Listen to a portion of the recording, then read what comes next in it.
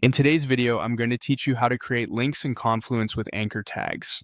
Anchors let you jump to a specific spot on a page, which is perfect for long documents, FAQs, or quick reference sections. We'll add an anchor where you want readers to land, then create a link that points right to it. First, open your Confluence site and head to the space or page you want to work on. Once you're there, enter edit mode by clicking edit.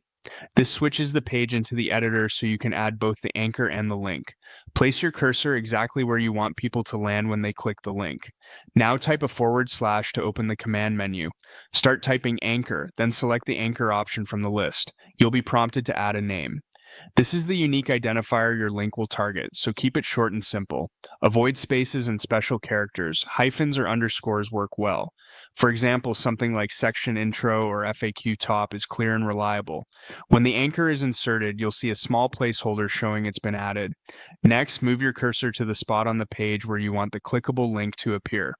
This could be in a summary at the top, in a button-style line, or anywhere you want to provide a quick jump. Type a / again to open the command menu, then choose link. In the link dialog, search for or paste the target. To link to the anchor you just created on this page, you can type a hash followed by the anchor name, like #section_intro.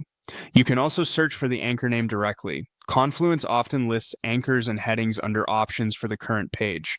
Add display text if you want the link to show friendly wording, such as jump to introduction or go to details. This step is optional, but it makes your page easier to read. Click Insert to place the link into your content. When you're done, click Update to save your changes.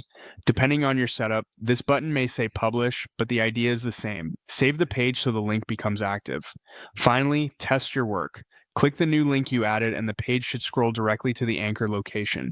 If it doesn't, double check that the link target matches the anchor name exactly. You can add multiple anchors on a page, just make sure each one has a unique name.